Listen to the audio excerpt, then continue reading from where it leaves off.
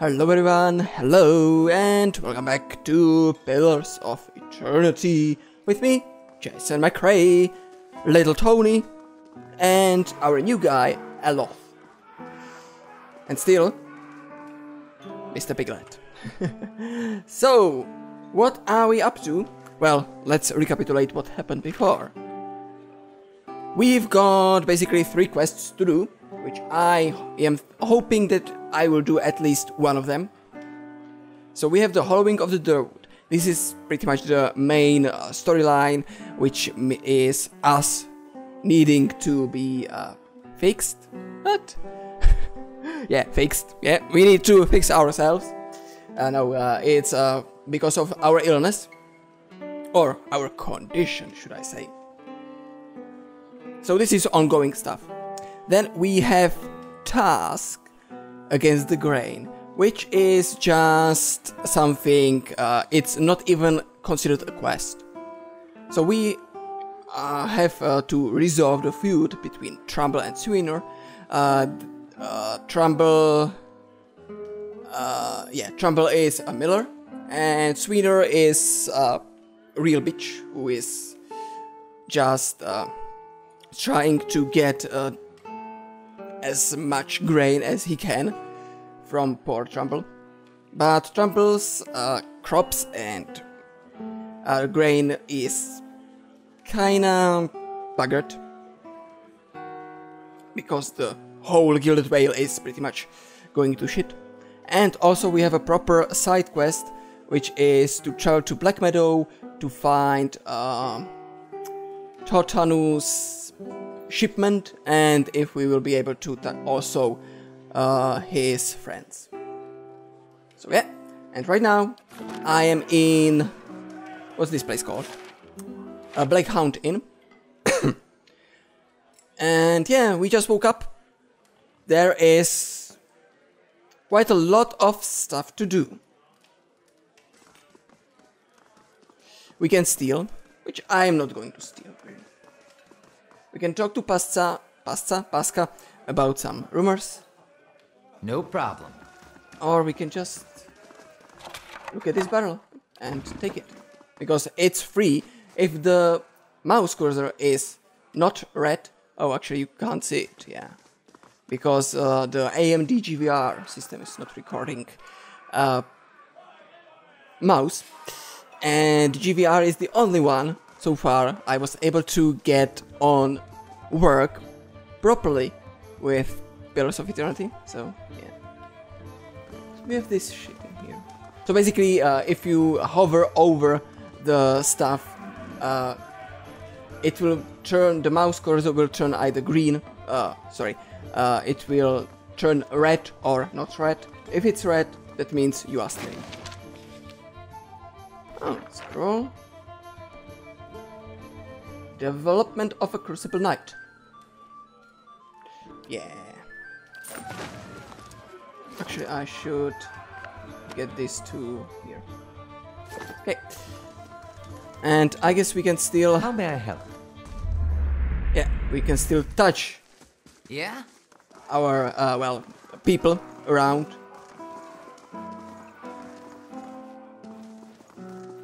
To see into their souls. What's happened here, actually?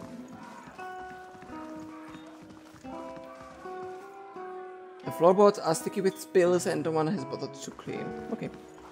Anyway, so let's go and talk to Swinner, because I have noticed he is here. And as I mentioned at the first episode, if the conversation will go wrong, I will carry on with it. If I will die, I will reload, but that's only time I will be doing reloading, so here. Let's get onto it. Swinner, you son of a bitch! Don't know who you are, and don't care much. Keep walking. We are not here to chat with foreigners. Careful. Looks like they're cut from the same cloth as those rowdies who attacked me. He wrinkles his nose. Smells like it too. Let's not pretend, let's not say that Trumbull sent us, because of we are protecting our stores, so I saw you outside of the mill. What was that about? Well, someone fancies themselves a medal, eh? What's that about? It's about Trumbull thinking he's king of the town on account of he's got the mail to his name. The dwarf's jowls quiver with rage. It's about him barely giving us anything for the wheat we bring him, and then cutting up our purses when we need to buy grain. It's about farmers going hungry while some bastard gets rich of their crops. Well, Swainer, I think you are mistaken in here, because the wheat you are giving to poor Tremble is spoiled. That's what it's fucking about. Now show off. I don't like him. I have nothing against dwarves, but if the dwarf is acting like him, no. And he is also swearing, so... What if I buy you? No, I'm not going to buy you anything. What are you drinking here then? What's it look like? Drinking till I forget how much I want to put a pitchfork through Trumble's face.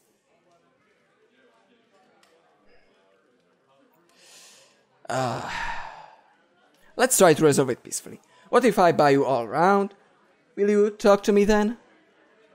Swiner considers it briefly. He looks to the others. Fair enough. You bring us something to wet our throats, and might be I will fill up to trading words. Okay, so... I guess the war will not like some milk. Pasca? Welcome. Hello again. Anything I can do for you? We still have rooms open, and it's never too early for a drink. Please sit where you like. Would you like a drink or a room? We have two available at the moment. I'm afraid we can't offer much by way of a good meal today, unless you're fond of cold porridge.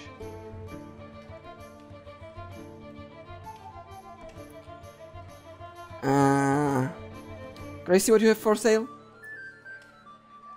Olaf opens his mouth but seems to reconsider. Nothing for me, thanks. Of course, we're running a little short on goods these days, but we ought to have more soon. So let's buy 3 beers. There we go. And let's bring this to these guys. Godspeed. I brought drinks. Hey, so you have. By the flame, I never thought I'd be so happy for a mug of the Black Hound's shit beer. Okay. God, that's good. Alright then. You've got my attention. What is it you've got to say that's worth a round of drinks? And I'm going to leave this flipping accent because, yeah, it's annoying. You're drunken menace, I'm putting you down. I'm putting you down. Down you go. Look, there's no sense in threatening the miller. You have him up against the wall. Maybe you could ask some of the other villagers for help. Yeah, other villagers for help, that's kinda... Okay guys, let's go and let's... kill this guy. Maybe you could tell me more about what's going on. Yeah, first things first, try to find out as much as you can. It's like I said, the miller's in charge of the grain prices. He says they are fair, but I know for a fact that folks like Ofra pay half what we do. And maybe we have been a bit rough with him. But what are we supposed to do? We can't keep paying. We are going to starve, and do you think Trumble's going to be sorry about it when we do?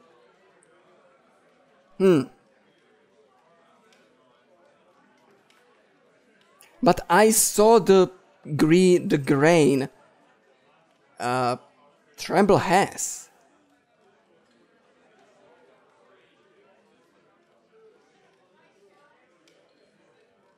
This is the really hard suggestion. Hard decision, because, yeah, we will either... No, I am standing...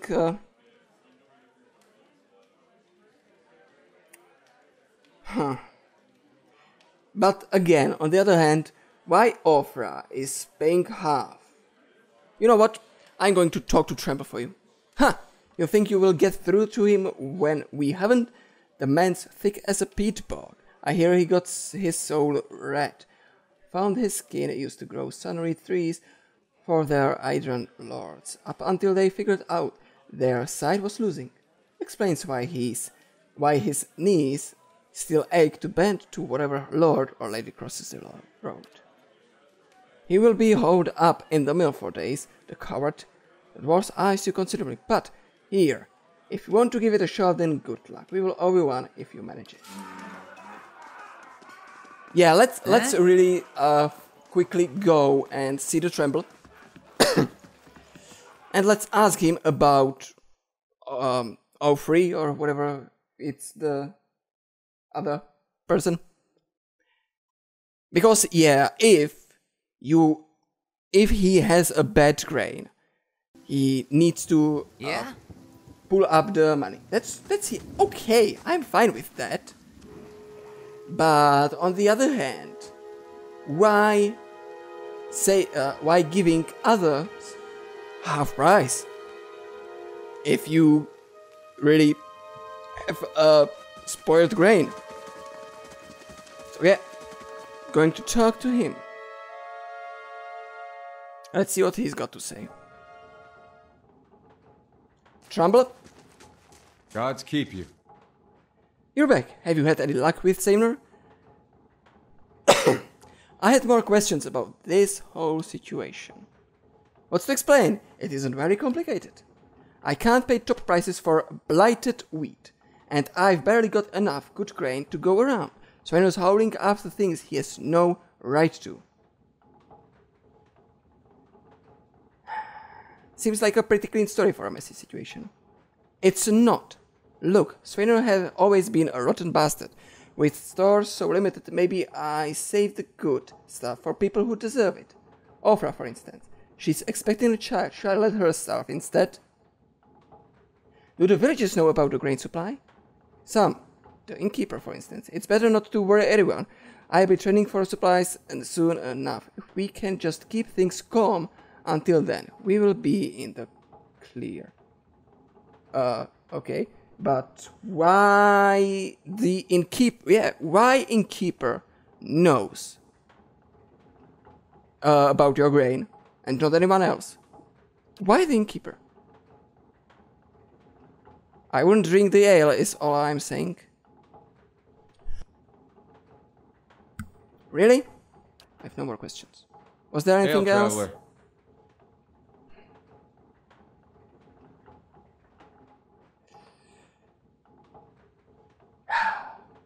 Shall we go and try to talk to innkeeper? Not yet, I'll be back. Yeah, let's go and speak to innkeeper.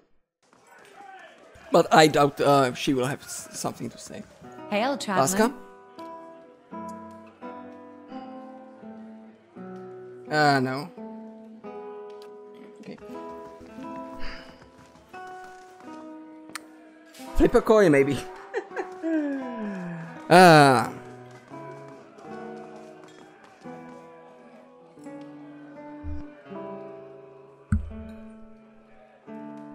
I'm going to... Well, Offrey is expecting child. That's a good point. Okay, Swiner, it's time to lay low. Well met, friend. Look, there's no sense in threatening the miller. You have him up against the wall. Maybe you could ask some of the other villagers for help. You're right. Things go on like they are. We're just going to end up hanging from that tree out there. Tell Jumbo we'll leave him be. Not know what we will do now with the crops failing. Haven't got another trade to speak of. Think Pasca needs a hand around him.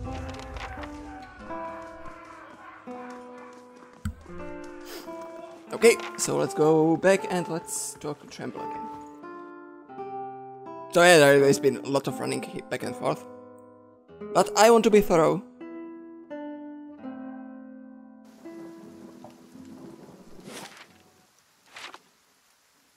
Okay, let's go there.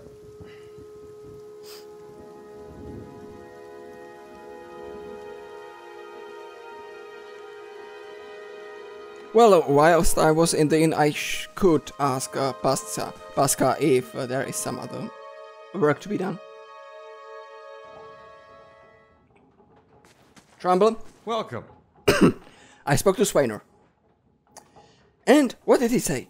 I've convinced him to leave your family in peace. Why? Why, that's... Really? That's great news. I wasn't sure you would get through him. They are out of their minds with drink all the time. I owe you a great debt. Here. He pulls a coin purse from his hip and pushes it towards you. Today's earnings to show my appreciation, and you can be sure I will let everyone know that you have done for me. Glad to help. Now we stand a chance of getting through the year. All thanks to you. Safe travels, friend.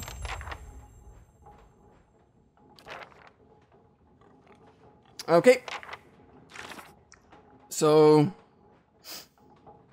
we have accomplished the grain issue, which is fine.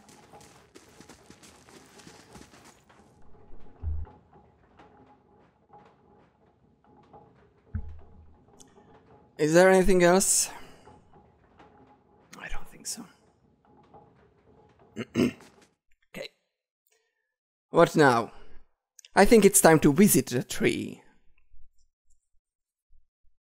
Yeah, let's visit the tree and let's see what's this lady, that lady about. No idea.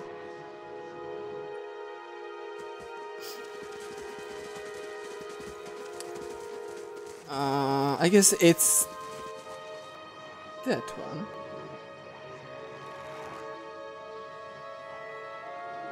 Okay. What's your name? Sure. Olof? I will go by myself. Let's see. Caldara de Peranzi. The squat, distinguished body of an elderly dwarf woman dangles from thin, crooked ball that sags at the tuck of her nose. The bloated purple flesh of her neck, worn away in patches like moth-eaten linen, buggers over the rope that suspends her, and her lifeless head lolls forward rigidly from one side to the other when the breeze shifts. You perceive a faint glow around her that casts no light on its surrounding, but there is a tepid warmth to it, and you feel somehow that you could reach out and touch it, not with your hands, but with some aspect of yourself that has no worldly dimension. Reach out for the woman. What? Reach out for the woman. That's the only thing. What can be done? You take a deep breath, clearing your mind, focusing on your objective. As you exhale, you feel yourself spreading out toward the hanging woman, perceiving all that lies between you and her with new, unfamiliar awareness.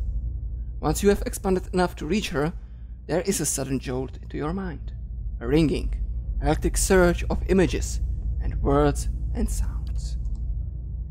Involuntarily, you shut your eyes. You feel yourself being pulled down to some deeper consciousness, in a space occupied only by you and the hanging woman.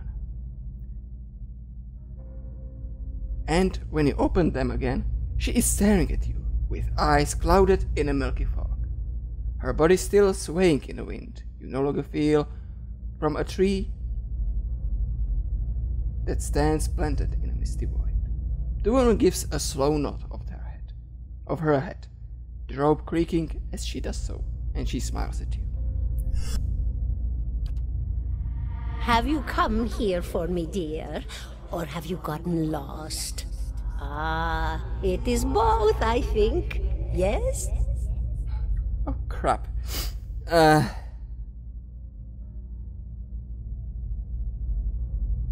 Am I imagining this? No, I think not. A pity that. It would be simpler.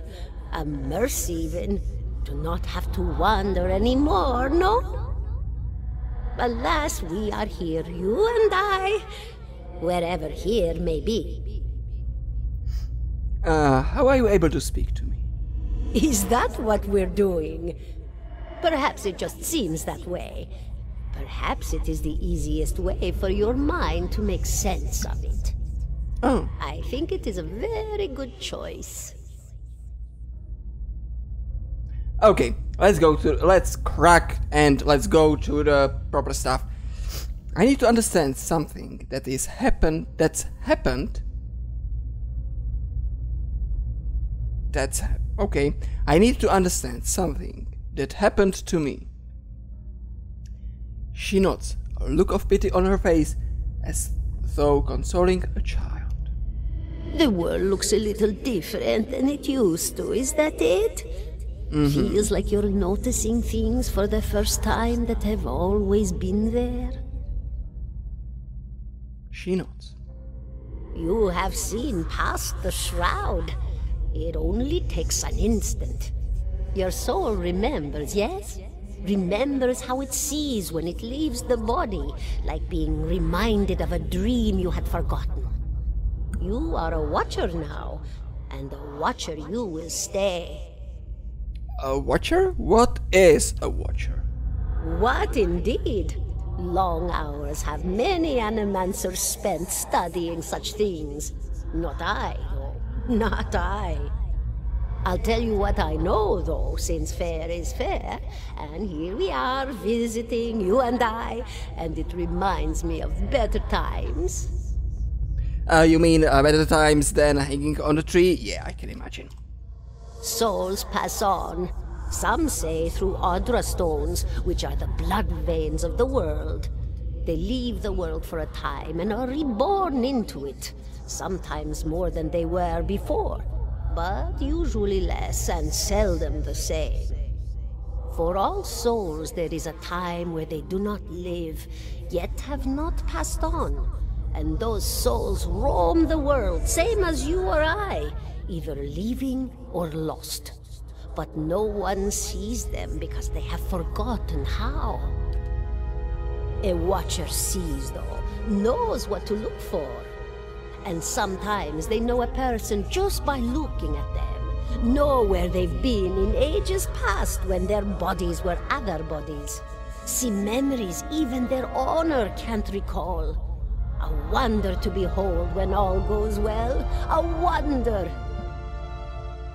What did you mean when all goes well? Oh, nothing to be afraid of, I'm sure. It's just much to take in for some. Sometimes there's trouble sleeping or other difficulties. She smiles at you reassuringly, handing out a tuft of long whiskers that sprouts from one of her cheeks. You should see old Merwald. He could tell you much more than I. A watcher just like you. Helped many in his day. Took up in an old keep no one would claim. Not far, not far. Kadnua, beyond the Black Meadow. He will welcome the company. Oh, Black Meadow, that's also where those supplies are for the smith. That's good. Shall I? Yeah, well, why the heck not? Let's talk about the Bewick. Why I survived the Bewick. Did you now, dear? My, that would be something, wouldn't it? Could be luck, could certainly be. A storm can be a careless thing. Or it can be a destiny. Or maybe it got its hands around your soul but couldn't pick it up. A soul can be heavy if it stayed in one piece through its time. Strong souls, we call them in the trade. Cold, I mean. Called them. Those days are all behind me now. You said souls break apart over time? Oh, yes. Entropy. Rimagan's work. We know little of why or how. We lose pieces of ourselves when we die and pick up pieces of others when we are born again. But less than what we lost. We tried to stop it with the animantic sciences, but with little success. Oh. So when you die, well, for example, if Lil Tony would die, his soul will be split and pieces of the soul will be put into newborns? Is that what are you talking about? A very small few resist Rimergan's influence and stay together through some force of defiance, at least for a time. But they all succumb eventually, I think. She clicks her tongue.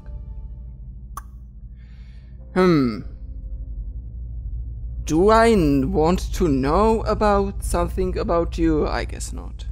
Farewell. Goodbye, my dear. It was lovely visiting. Caldara closes her eyes and her head slumps forward over the noose, and your surroundings seems to bleed into your vision from some unknown place of waiting. Olaf looks at you through narrowed eyes. Are you alright? You seemed lost just now. Yes, I'm fine. That's good to know, but I don't suppose you could tell me what that was all about. No, I don't want to tell you anything. No. Okay, I'm a watcher. Well, that is interesting. And I expect that explains your earlier reticence about your experience in the ruins. In any case, I appreciate your honesty. Since we are traveling together, it's probably wise for us to share these things. Do you know anything about watchers? Only that they are rare and they seem to have unique insight into certain soul conditions, as you just demonstrated. Let's continue. Okay, so we... What's this? Crucible of the Soul. The Watcher unravels the vital essence of his or her enemies, gaining endurance in the process. Huh, that might be useful.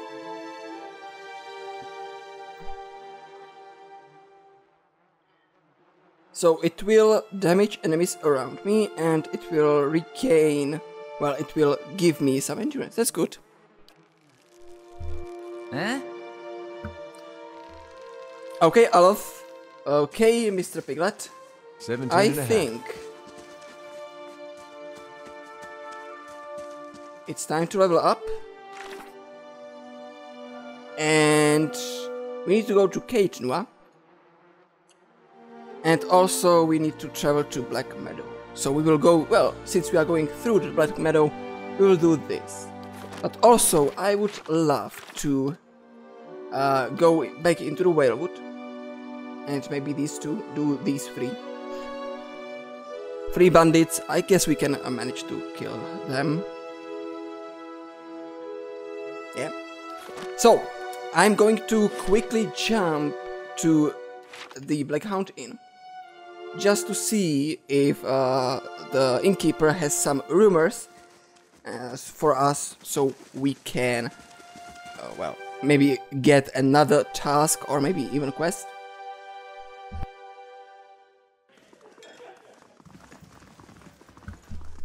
Baska, Hail, traveler. do you know of anyone looking for work? Oh, well, I wouldn't say I can speak from experience, but we do have some certain sorts coming by looking for work from time to time. If you want to hire someone, I would be happy to send them your way. Oh! Okay, so this is, yeah. This is if we were to buy someone. What I don't like is I can't check his stats. It's just some unknown. Should I? Well, yeah. Let's hire a new adventurer.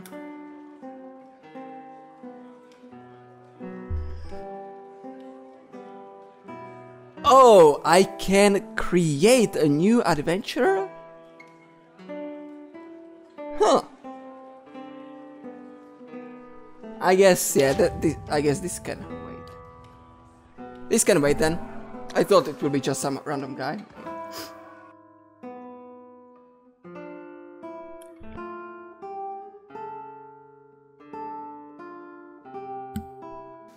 So yeah guys, that's it for today.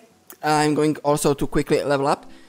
But if you have a suggestion on who the new party member should be, post it down in the comments below and I will try to make him.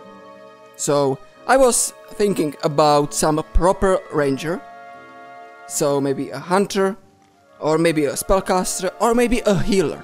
So let me know in the comments below what you think will suit the party the best.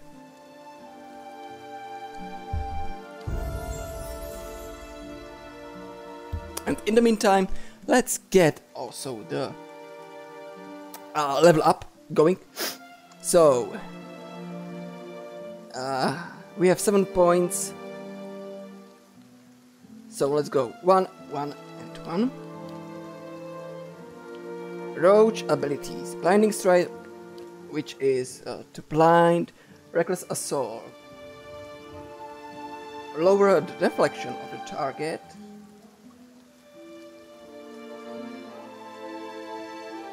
Oh no, sorry. It's my deflection is going to be lowered, but I will gain +8 melee accuracy and 20% more, or 20% more melee damage. Escape. Immune to engagement. No, dirty fighting. I am going for the passive dirty fighting, yeah. So it will give me 10% of hits are converted into crits, which is awesome.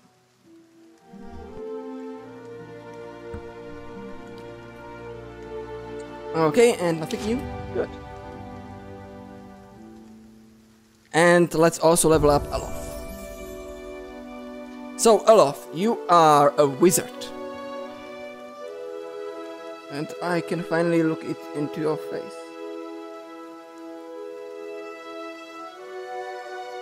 Okay, so wizard, lore, mechanics. I'm going to just bust the lore for you.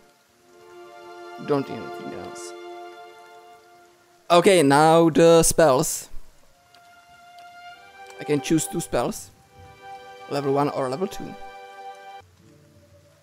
Okay, I decided to go with these 2 spells. The Combusting Wounds, which is a 2nd level wizard spell. It has an area effect of 1.78 meters.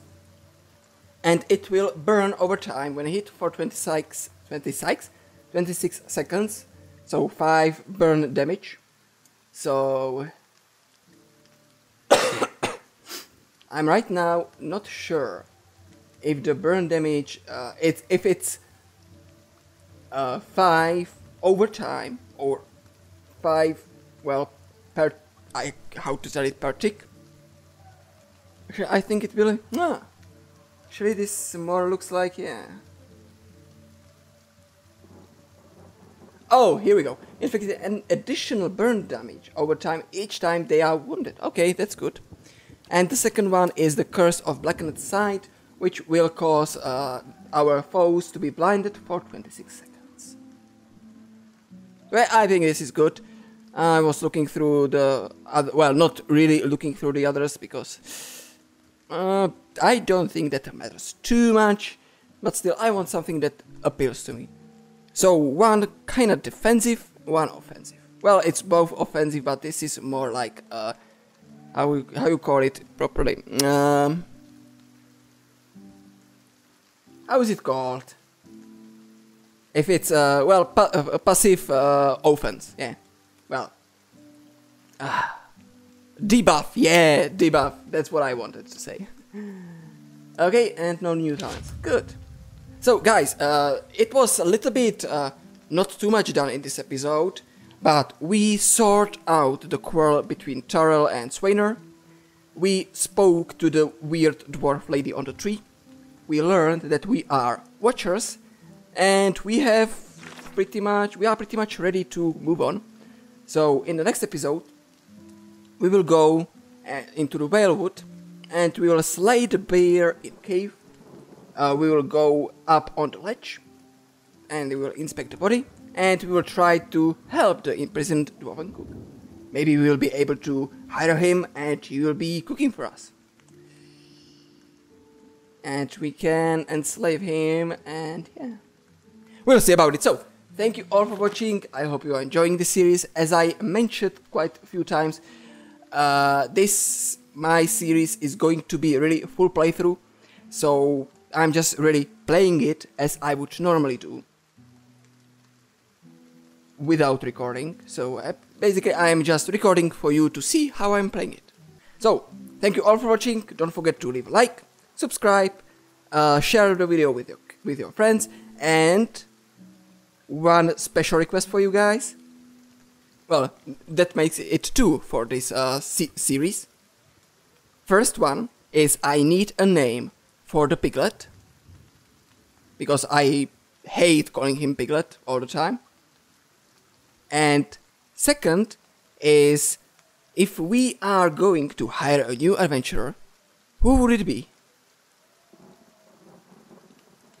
And if you are not sure what options do we have, I am posting them down below.